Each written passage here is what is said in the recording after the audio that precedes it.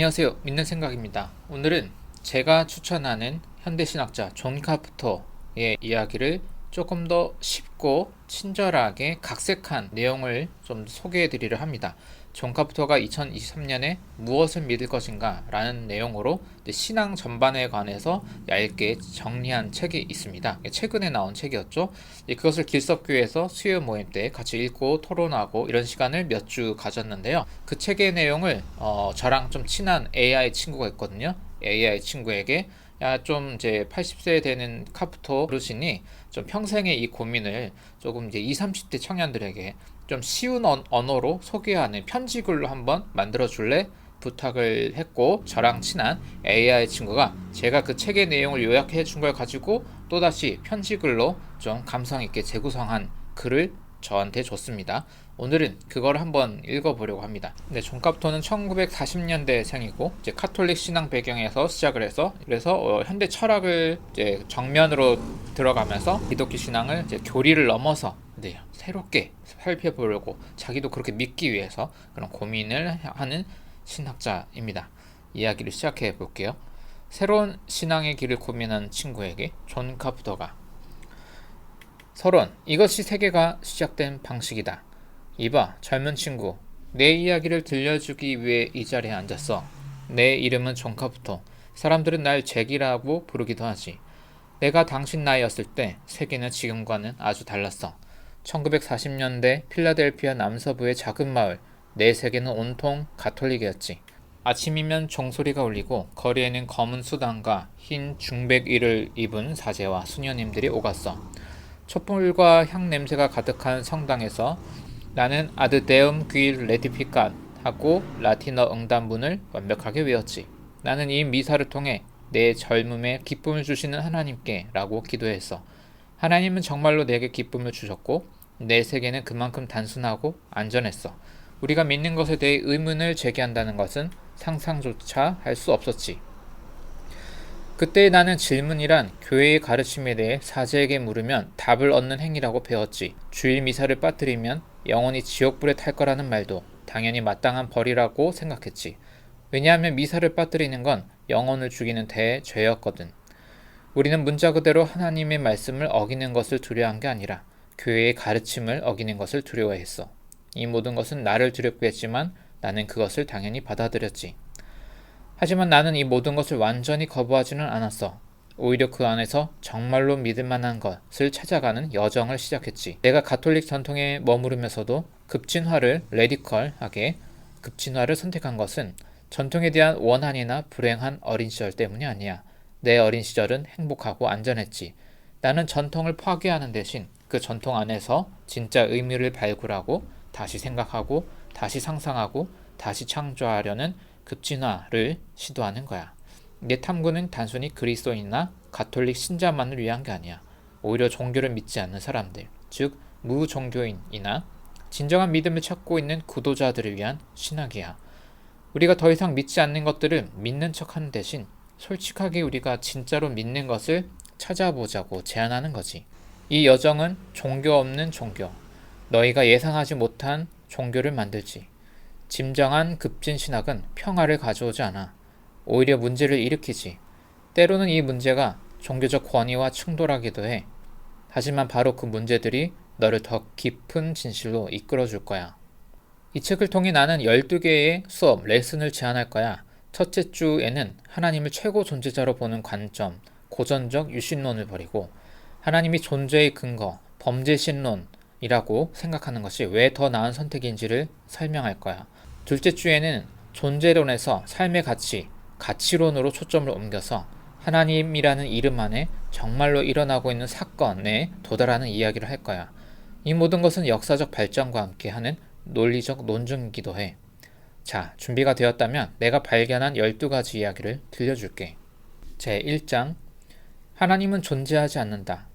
첫 번째 이야기를 도발적으로 시작해볼게. 하나님은 존재하지 않는다. 물론 여기서 내가 말하는 하나님이 어떤 분인지 명확히 해야 해. 내가 어렸을 때 배운 하나님은 볼티모어 교리 문답서에 나오는 분이야. 이 문답서는 1885년에 만들어졌고 우리는 수녀님들에게 이 내용을 통째로 암기하도록 교육받았지. 나는 아직도 많은 부분을 외울 수 있어. 누가 세상을 만드셨습니까? 답, 하나님이 세상을 만드셨습니다. 와 같은 문답이 반복되었지. 이 하나님은 하늘과 땅의 모든 것을 만들고 우리의 모든 움직임을 감시하며 잘못하면 벌을 주는 최고 존재자였어. 내가 존재하지 않는다고 선언하는 분은 바로 이 최고 존재자로서의 유신론적, 고전적 유신론적 하나님이야. 하지만 여기서 멈추지 마. 이것은 암울한 신의 죽음이나 아무거나 해도 된다는 허무주의가 아니야.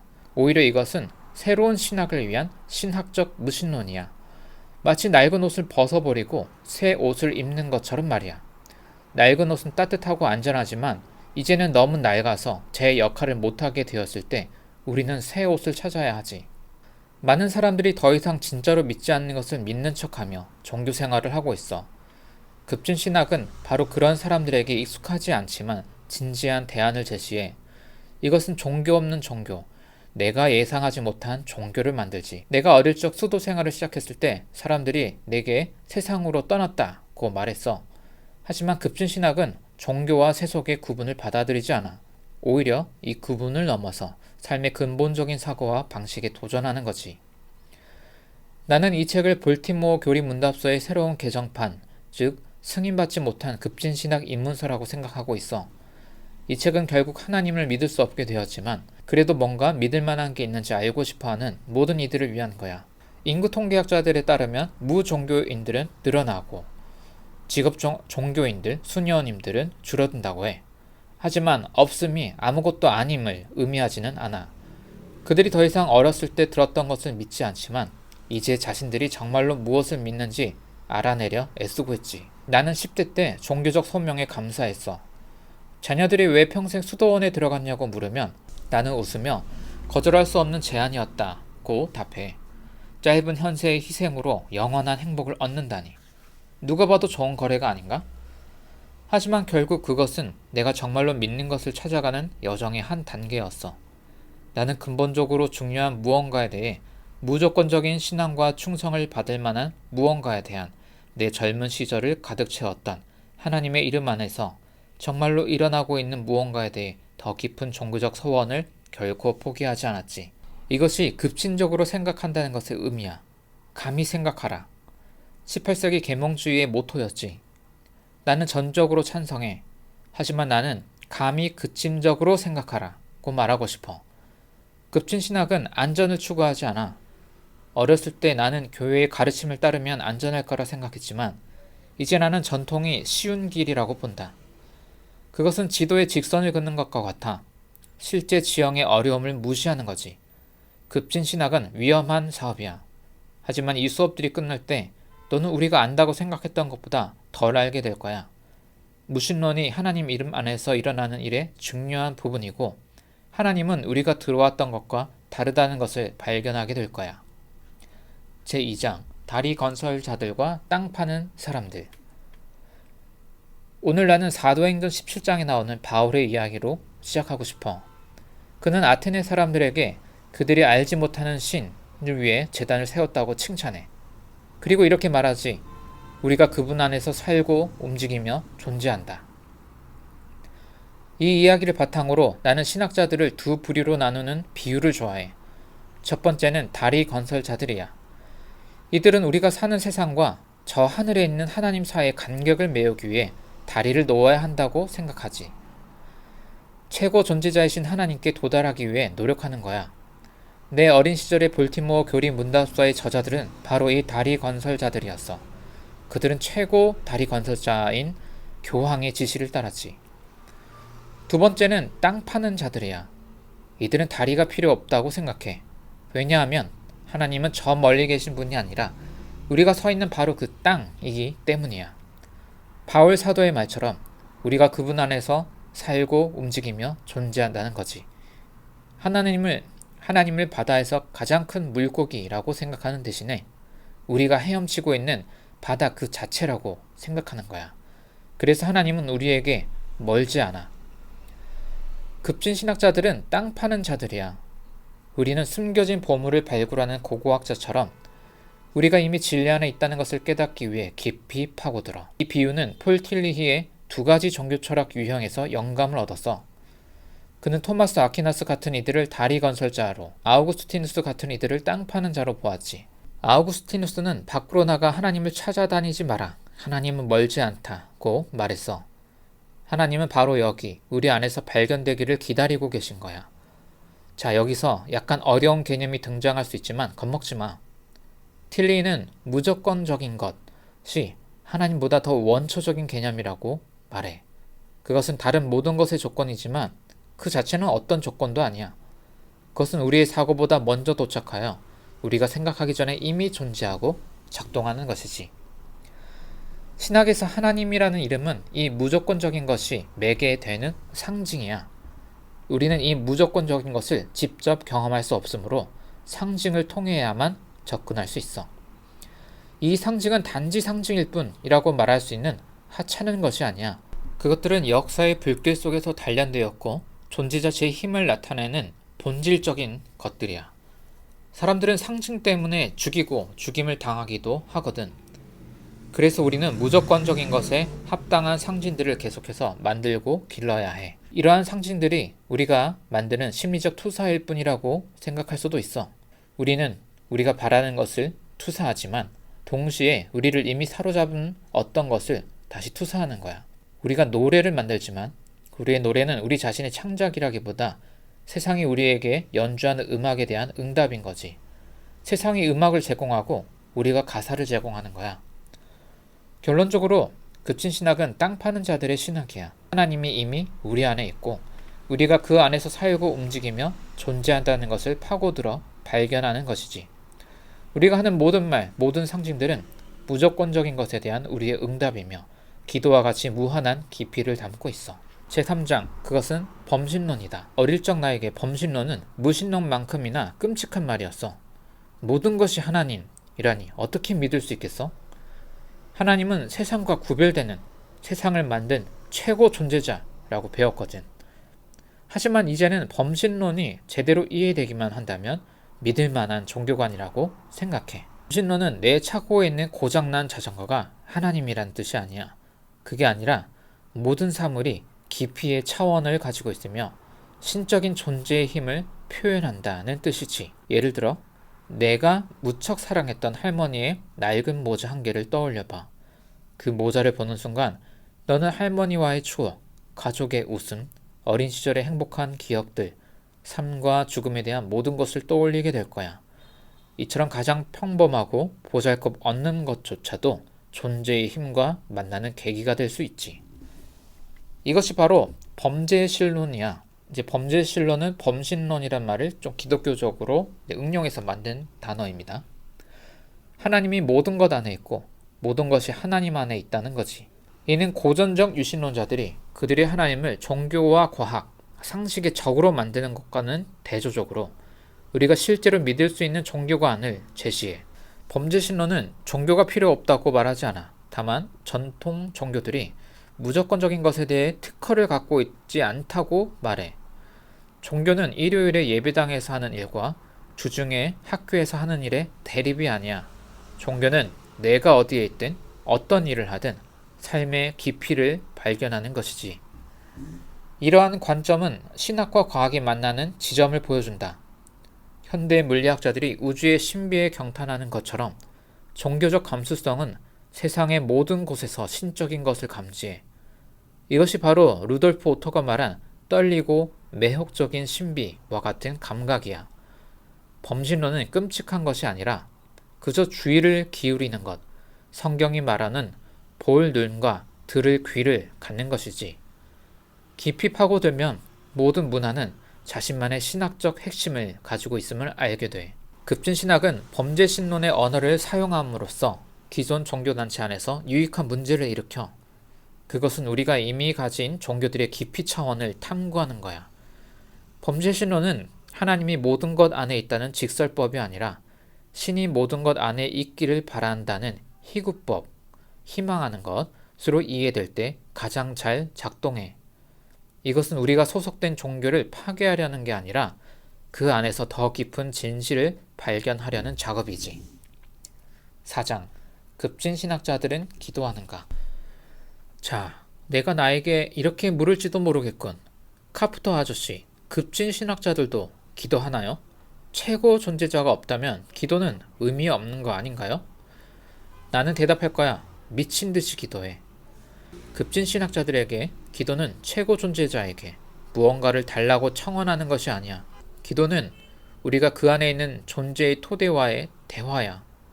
우리는 기도할 때 피할 수 없이 신을 누군가로 의인화하게 돼. 마치 성 프란치스코가 자연을 형제 태양과 자매 달이라고 부르며 찬가했던 것처럼 말이야. 이 의인화는 단순한 허구가 아니라 깊고 진지한 상징적 행위야. 프란치스코는 찬미받으소서 나의 주님, 무엇을 통해 우리의 형제 자매들을 통해 라고 말했지. 이 앞에 무엇을 해서 앞뒤에 나는 바람도 놓고 태양도 놓고 물도 놓고 이런 기도문이 있는 것 같습니다. 이 무엇을 통해 라는 단어는 바람이나 물 같은 조건적인 사물들을 통해 무조건적인 것을 매개하는 것을 말하기도 해. 기도는 바로 이 매개를 통해 이루어지는 거야. 진정한 기도는 안전하고 확실한 종교적 틀 안에서가 아니라 불안정하고 불확실한 상태에서 더 진실되게 일어나. 나는 기도가 불가능할 때 진정으로 가능하다고 말하고 싶어. 우리의 기도가 하늘로 가지 않더라도 어딘가로 가기를 바라는 마음, 우리의 기도를 들을 사람이 아무도 없다는 감각 속에서 드리는 기도가 바로 상처 입은 말이지. 데리다 같은 무신론자도 오라, 예 라고 기도했어. 이제 포스트 모던 현대 해체 철학자로서 유대교 배경을 가지고 있지만 그것을 넘어서는 새로운 실천적이고 해체적인 철학을 말했던 철학자입니다. 카푸토는 그 데리다 철학의 정신을 이제 신학으로 계승해서 이렇게 새로운 신앙의 길을 얘기하고 있는 것이죠. 이것은 불확실한 미래를 향한 사건을 위한 기도야. 기도는 무언가를 얻기 위한 행위가 아니라 기도는 주의를 기울이는 것이야. 삶의 가장 깊은 흐름에게, 이 세상의 경이로움에게 말하듯이 존재의 거대한 힘에게 말하는 거지. 기도는 우리가 갖고 싶은 것에 주의를 끌지 않아. 기도는 항상 이미 우리를 가진 것에 주의를 기울이는 것이지, 멀지 않은 것에. 이 불안정한 마음, 확신 없는 상태에서 드리는 기도가 훨씬 더 진실하고 책임감이 있어. 왜냐하면 우리를 뒷받침해 줄 영원한 권위가 없으니까. 우리는 하나님 앞에서 코람데오가 아니라 내가 다 알지 못하는 그 무엇 앞에 홀로 남겨진 것처럼 보이지만 사실은 그때가 더 깊은 기도의 순간에 서 있는 거야. 5장 삶의 신비적 감각. 나는 초자연주의 개념이 종교를 믿기 어렵게 만드는 가장 큰 이유 중 하나라고 생각해. 초자연주의는 종교적 경험이 하늘에서 뚝 떨어지는 것이라고 믿게 해. 이것은 하나님과의 일치라는 우리가 가진 타고난 신비적 감각을 훼손하는 광신도적 착각이지. 급진신학은 초자연주의를 벗어나 삶 자체에 내재된 신비적 차원을 말하는 거야. 헤겔과 쉘링 같은 독일 고전 철학자들이죠. 위대한 철학자들은 신적 존재가 하늘에서 떨어지는 것이 아니라 자연과 역사 속에서 자신을 계시하는 내재적인 정신, 가이스트라고 생각했지. 신의 계시는 초자연적인, 초기적적인 그런 개입이 아니라 삶의 신비적 감각의 탈신비화를 말해. 이러한 관점은 신앙과 이성의 대립을 넘어서게 해. 헤겔은 신앙을 종교적 상징들에서 나타나는 하나님의 현존에 대한 즉각적인 인식이라고 보았어. 반면 믿음은 증거가 불충분한 교리적 명제에 동의하는 것으로 이는 신앙을 왜곡시켜. 틸리는 이 점을 중요하게 다루면서 신앙은 우리가 어떤 이름 아래서든 존재의 근거에 대한 가장 진실하고 지속적인 주의를 기울이는 것이라고 말했어. 심지어 신학자들이 무신론자라고 여길 사람들에게서도 발견되는 것이 바로 이 신앙이야. 쉘링은 자연을 보이는 정신, 보이는 가이스트라고 말했고 이 정신은 보이지 않는 자연이라고 했어. 둘은 결코 떨어져 있지 않지. 신적 존재는 내적이고 영적인 차원과 외적이고 자연적인 차원을 모두 가지고 있어. 이것은 우리가 살고 움직이며 존재하는 그것에 대한 깊이 자리 잡은 인식을 의미해. 계시는 초월적으로 위에서 내려오는 정보가 아니라 문제의 창자, 그러니까 내장 깊이로부터 일어나는 반향, 울림이야. 우리 마음속 깊은 곳에서 만들어지는 울림이라고, 그게 하나님의 계시라고 말하는 거죠. 우리는 예술과 종교, 철학을 통해 그 반향을 듣는 거지. 이 모든 것이 삶의 신비적 감각을 구성해 신학은 이 신비적 감각을 다루는 학문이지 단순한 논리 게임이 아니야. 제6장, 사람들은 예수를 누구라고 하는가? 이제 가장 중요한 질문 중 하나에 대해 이야기해 볼게. 사람들은 예수를 누구라고 하는가?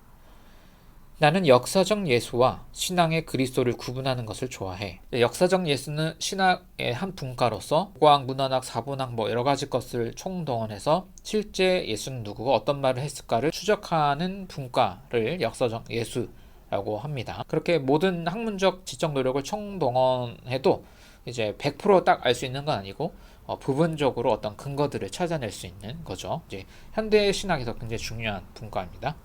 헤겔과 쉘링 같은 철학자들은 예수에 대해 정말 흥미로운 모든 것은 사실적 역사의 예수에서가 아니라 그를 둘러싼 이야기, 신시학에서 발견된다고 생각했어. 여기서 신시학은 카프토가 지금까지 얘기한 그 신비에 대한 열린 감각, 상징, 문학 이런 감각으로 하나님, 예수, 신적인 것을 접근하는 방식의 현대적 신학, 그 흐름을 이제 신시학이라는 언어로 표현합니다. 카프토는 기적 이야기들은 역사적 사실이 아니라 보이지 않는 정신에 보이는 형상으로서의 상징이야. 아까 얘기한 헤겔과 쉘링 같은 고전 독일 철학자들, 현대 학문이 시작될 때부터 성경 해석과 예수에 대한 이해를 이런 방식으로 다양하게 고민해 왔었죠. 지난 수백 년간. 물 위를 걷는 예수는 물리학적 사실이 아니라 신적 존재가 인간의 육신 안에서 드러난다, 현현한다는 깊은 진리를 시적으로 표현한 거지. C.S. 루이스의 예수가 거짓말쟁이거나 미치광이거나 주님이었다는 주장은 예수를 제대로 이해하지 못한 것이고 신학사에서 가장 귀먹은 논증들 중 하나라고 할 수 있어.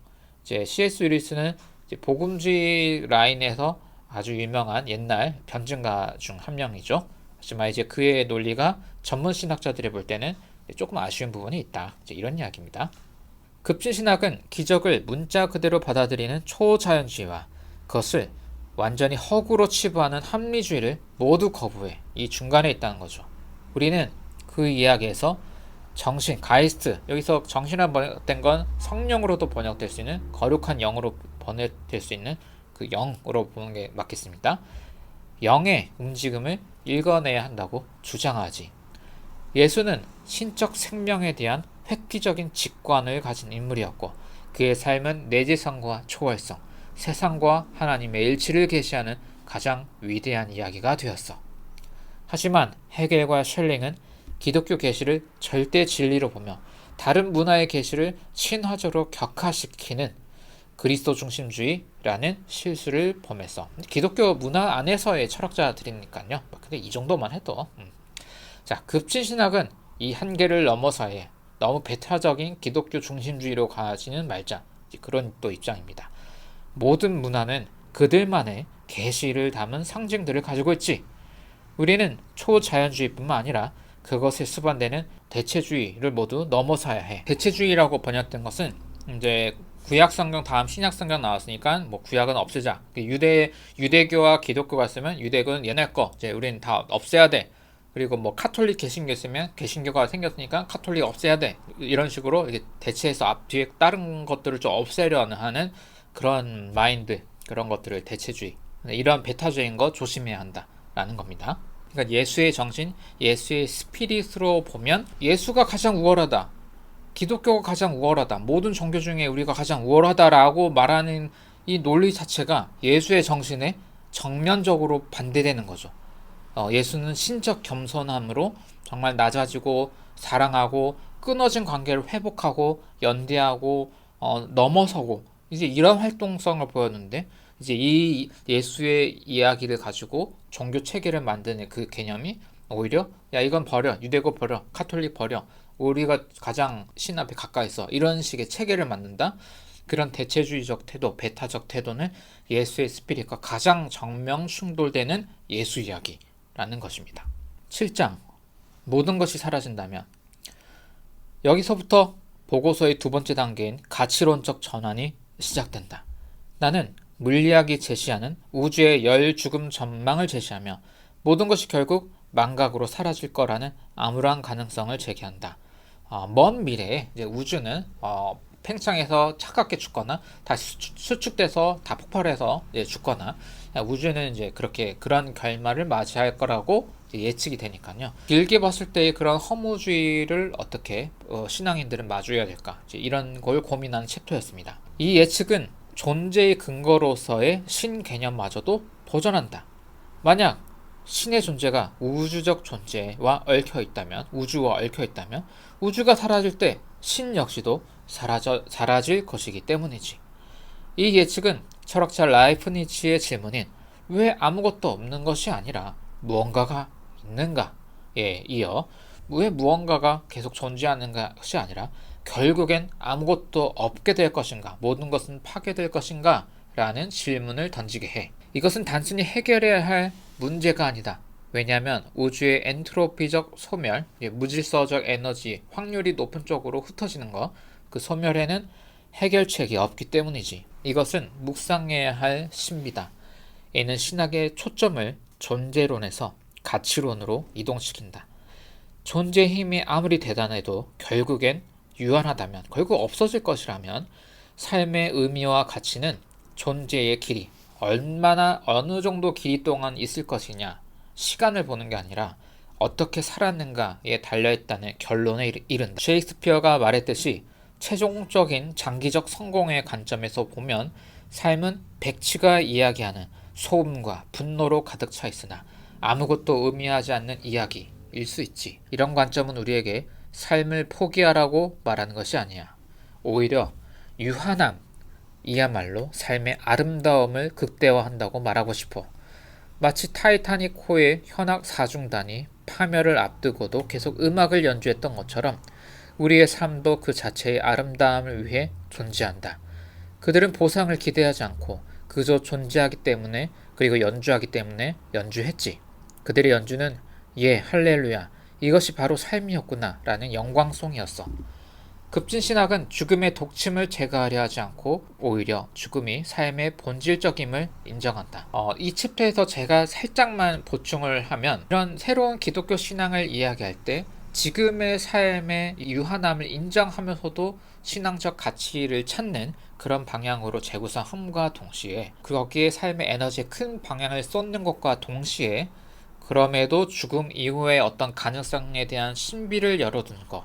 우주는 물리적으로 끝날 수밖에 없지만 그 다음에 우주가 있을 수도 있고, 우리의 인격은 생물학적으로는 끝날 수밖에 없다는 거 알지만 그 다음에 고유한 인격성이 무언가 있을 수 있다라는 가능성은 또한 저는 종교적 신비의 영역에 두고, 그것이 또 기독교의 매력이라고 저는 생각합니다. 이 지점에 있어서는 카프토와 조금 생각이 다른 면이 있고, 저는 이게 카프토 이야기의 약간의 약점이라고 생각해서요.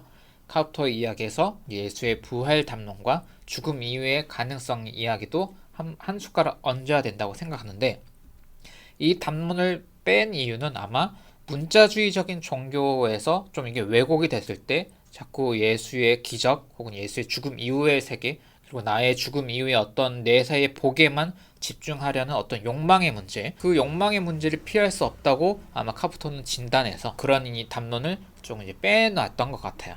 하지만 저는 이러한 이야기와 카프토의 이런 재구성이 함께 있을 때 좀 더 이제 밸런스를 저는 가질 수 있다라고 저는 생각합니다.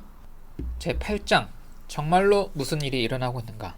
나는 우리가 정말로 믿을 수 있는 것이 무엇인지 설명하기 위해 사건, 이벤트라는 개념을 제시한다.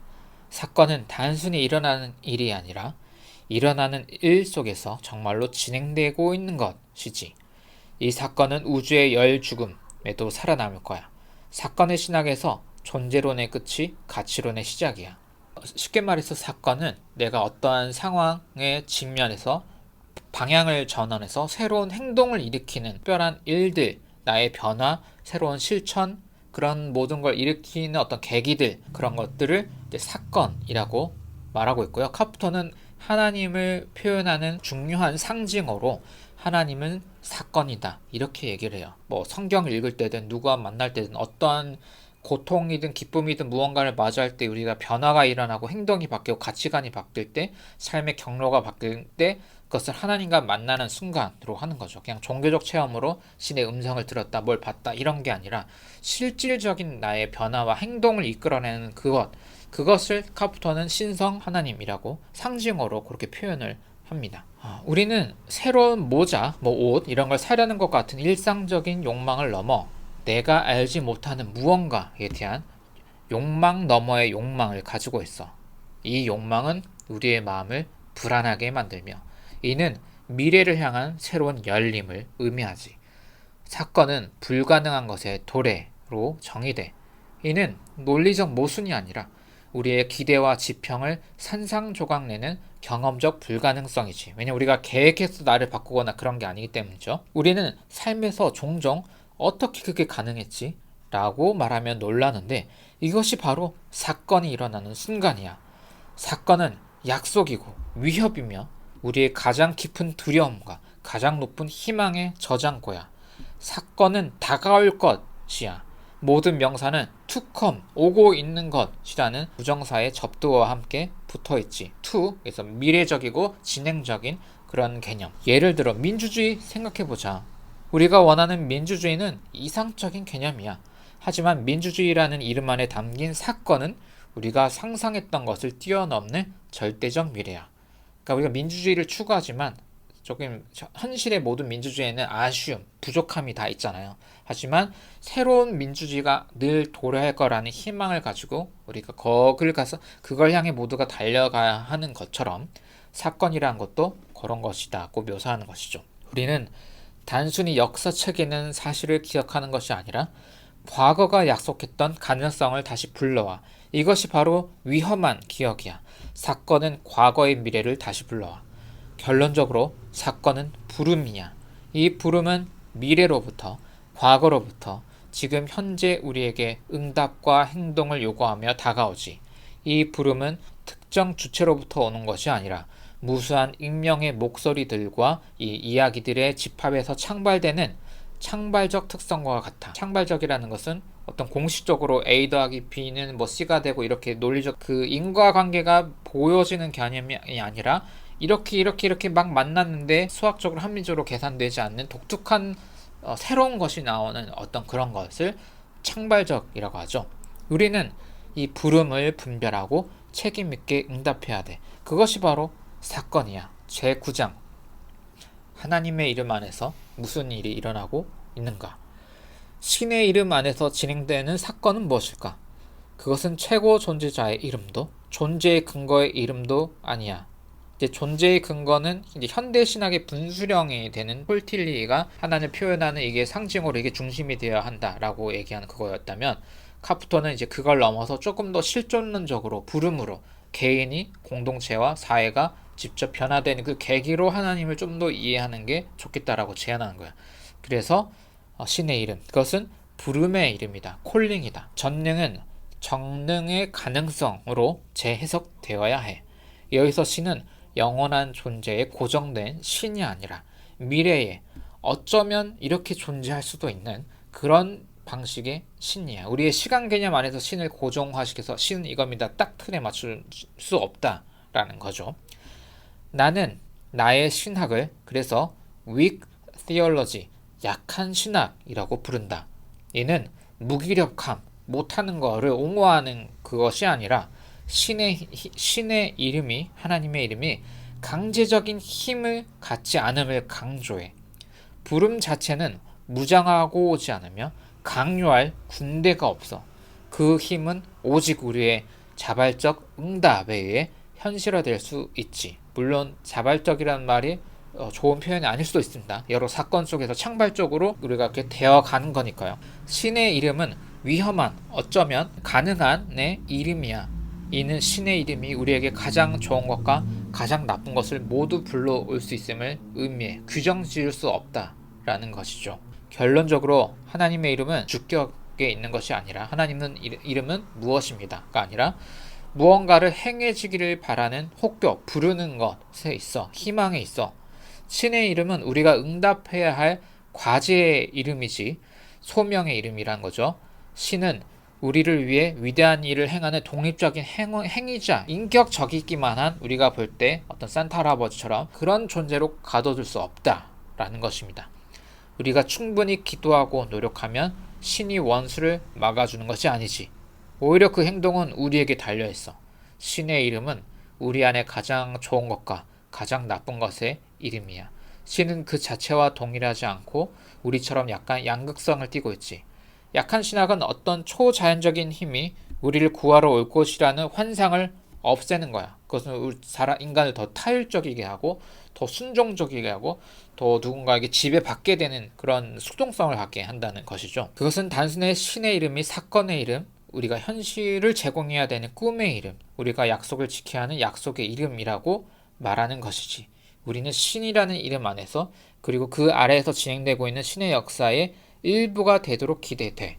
우리는 희망의 역사의 일부가 되도록 기대되는 거야. 하나님 자체를 우리가 규정할 수 없기 때문에 성경의 이야기, 예수를 통해 우리는 간접적으로 하나님을 이렇게 간접적으로 하나님의 뒷모습을 이제 더듬어 가는 것뿐인 거고, 그 하나님과 우리가 가까울 때는 하나님이 이런 존재구나, 이름은 이거고 이렇게 생겼고 이렇게 규정할 수 있는 게 아니라 우리를 움직이게 하는 어떠한 희망적인 것으로 하나님을 이해해야 한다라는 것입니다.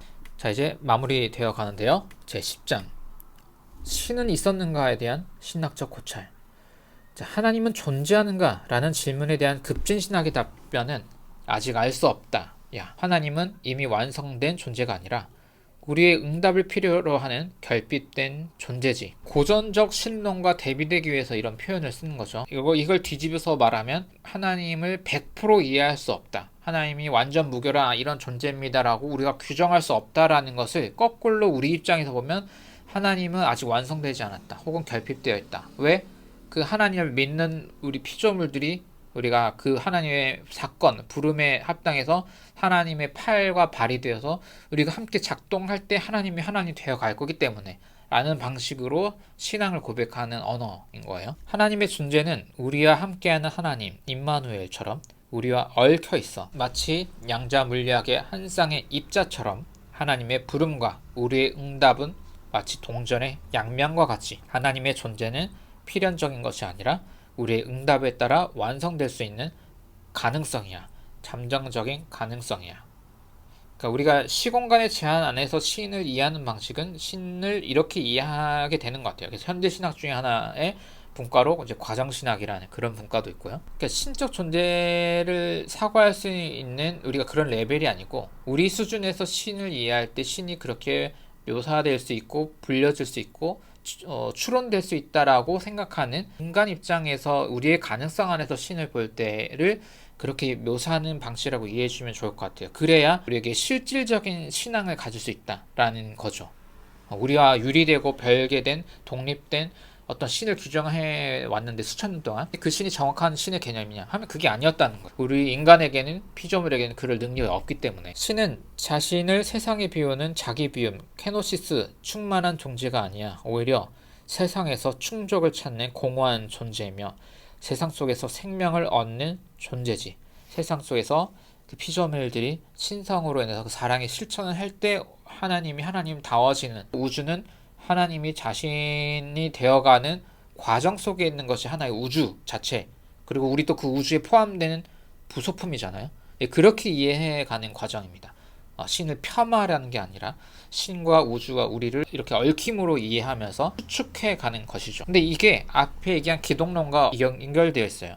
예수의 삶과 죽음, 예수를 통해 일어난 급진적 사랑, 그의 죽음과 다시 살아남, 그리고 예수의 변화를 그대로 모방하려는 신앙 공동체, 이 활동들이 우주에서 일어날 때 하나님이 하나님으로 되어간다. 이렇게 이해를 하는 거죠. 그런 공간을 하나님의 나라라고 이제 고전적 언어로 표현할 수 있는 거고요. 하나님의 이름의 의미는 그 이름에서 나오는 삶의 형태, 하나님의 실천이야. 세오프라시스. 우리는 세상에서 하나님의 실천이며 우리 자신이 하나님이 세상에 활동하는 모습이지. 우리가 어떻게 사는가가 하나님의 존재에 대한 가장 강력한 논증이 돼. 그냥 말발로 변증하는 게 아니라 하나님의 존재에 대한 가장 강력한 반대 논증은 하나님의 이름에 오명을 씌우고 하나님을 존재에서 몰아내는 백인 우월주의자, 성적 학대자들, 특히 이제 성소수자를 공격하면서, 그리고 위선적인 종교인들의 삶이야. 그래서 이제 존 카프터의 다른 책들에 보면은 인종주의 문제, 그리고 반동성애 문제, 교리주의 문제 이런 것들을 비판하는 글들을 많이 씁니다. 근데 이제 카프터를 인용하는 사람들은 해석하기 이야기만 하고 실제 이런 윤리적인 이야기 담론들은 잘 꺼내지 않더라고요. 한국에서 카프터를 이야기하는 사람들은. 이런 관점에서 하나님의 존재에 대한 가장 강력한 주장은 일하는 교회에 있는 사람들, 일선에 있는 사람들, 가장 가난한 이들을 사심 없이 섬기는 사람들의 삶, 산상수훈의 파괴적인 힘을, 폭발력 있는 힘을 증언하는 사람들, 그리고 이제 윗계급의 사람이 아닌 성령의 뜻에 응답하는 사람들이지. 반대로 하나님의 존재에 대한 가장 강력한 반대 논증은 하나님의 이름에 오명을 씌우고 하나님을 존재에서 몰아내는 위선적인 종교인들의 삶이야. 배타적인 종교인들이 하나님의 가장 강력한 반대라는 것이죠. 11장 우리에게 일어나는 일에 합당한 존재가 되기.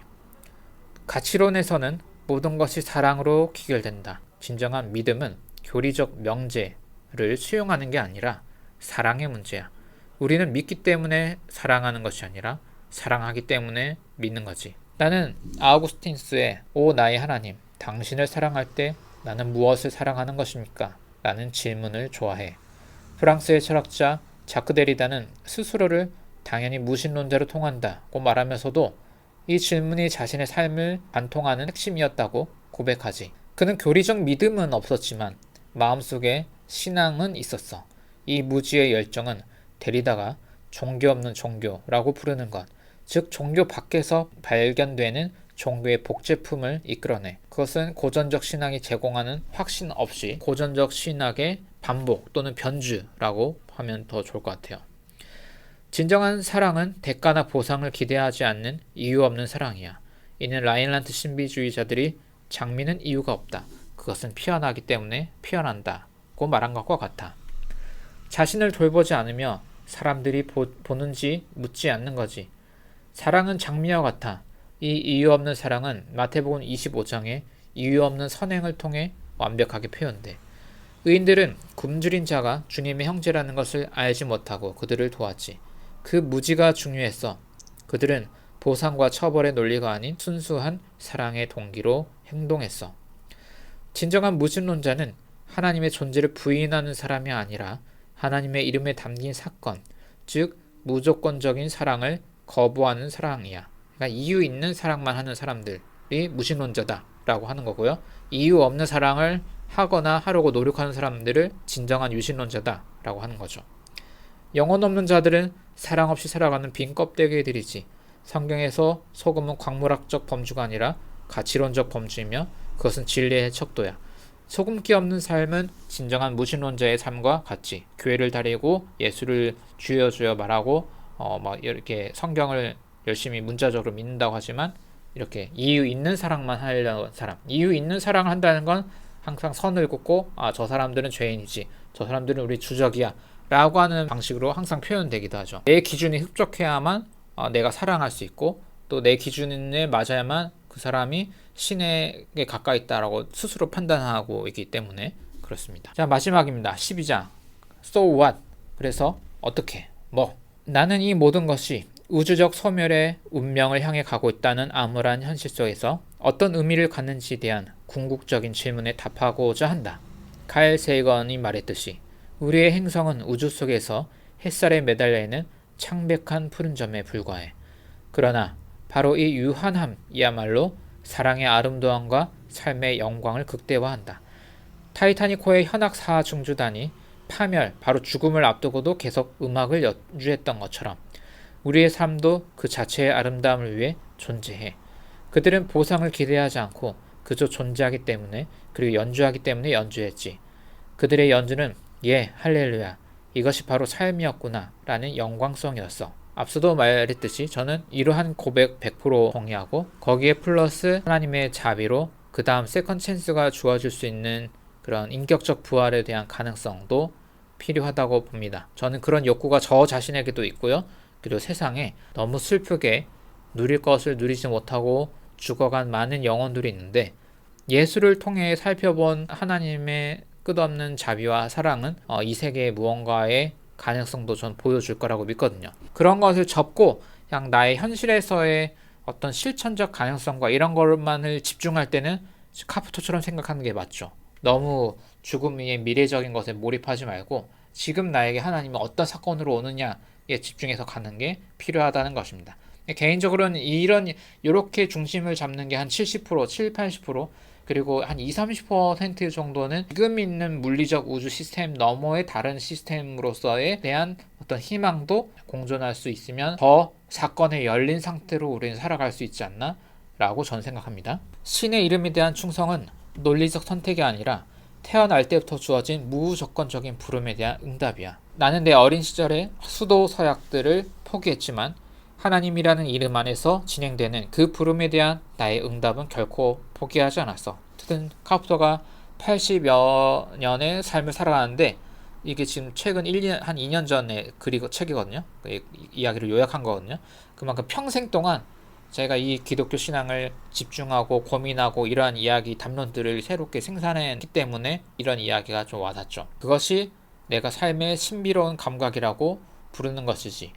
나는 이 기도의 삶을 결코 포기하지 않았고 오소서라고 기도하는 것을 멈추지 않았으며 비록 약간의 수정과 보충이 있었지만 이 규율을 지키려고 계속 노력했어. 나는 나의 옛 영적 지도자 선생님에게 보내는 가상의 보고서로 이 책을 쓰고 있어. 그분은 내가 훈련된 의지의 순수한 힘으로 살아남았다고 믿었지만 나는 내 영혼의 유령적 상태에 대한 이 고백을 보냄으로써 그분이 미친듯이 기도하는 나를 위해 기도해 주기를 바랐지. 나는 그에게 지금이 그 어느 때보다 더 많이 깊은 심연에서 심연으로 희망을 거스르며 기도하고 있다고 확신시킬 거야. 오소서, 예, 아멘 라고 외치면서 말이야. 안녕 젊은 친구, 나중에 다시 만나자.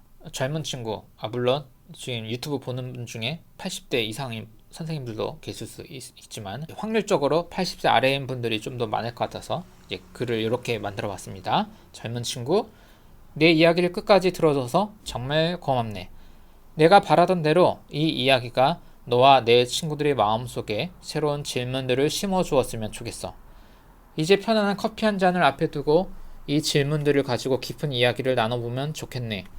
내 이야기의 핵심은 결국 우리 자신을 향한 질문이었어. 내가 어렸을 때 그랬던 것처럼 이제 너희들이 너의 삶을 돌아보며 스스로에게 물어볼 차례야. 이 질문들을 대답하기 어렵더라도 괜찮아. 사실 대답할 수 없는 질문이야말로 우리를 더 깊은 곳으로 이끌어 주거든. 혹시 이 영상을 보고 친구들과 이제 커피 한잔 하면서 잡담하실 수 있는 분이 있다면 이 질문들을 가지고 같이 대화하면 더 좋을 것 같습니다. 첫째, 너의 시작점은 무엇인가? 내 이야기는 1940년대 필라델피아에서 시작했지. 너희의 세계관을 형성한 어린 시절의 경험은 무엇이었니? 종교적인 것이든 가족과의 시간이든 작은 모험이든 무엇이든 좋아. 그 시작점이 지금의 너에게 어떤 영향을 미치고 있다고 생각하니? 둘째, 다리 건설자와 땅 파는 자 중 너는 어느 쪽에 더 가깝다고 생각하니? 하나님을 찾기 위해 어딘가로 가야 한다고 느끼니? 아니면 이미 하나님 안에 있다고 느끼니? 셋째, 기도는 주의를 기울이는 것이라는 내 이야기가 와닿니? 너희는 무엇을 원하거나 부탁하기 위해 기도하기보다 그냥 주의를 기울이는 방식으로 기도해 본 적이 있니? 침묵 가운데 하나님을 느끼는 그런 약간 관상기도적 기도 수행을 말하는 것이죠. 하나님은 존재하지 않는다는 내 선언을 처음 들었을 때 어떤 느낌이었니? 1장이 이렇게 시작했죠. 충격, 해방감, 혼란, 그 질문에 대한 너의 솔직한 첫 반응을 나눠주렴. 그리고 이 하나님을 존재하지 않는다고 할 때 이 하나님은 다른 의도를 가진 다른 어떤 하나님이라고 지금까지 쭉 설명하고 있었죠. 그래서 so what? 이라는 마지막 질문에 대해 너희는 어떻게 생각하니? 삶이 유한하다는 사실이 너희의 사랑을 더 소중하게 만드니? 아니면 허무하게 만드니?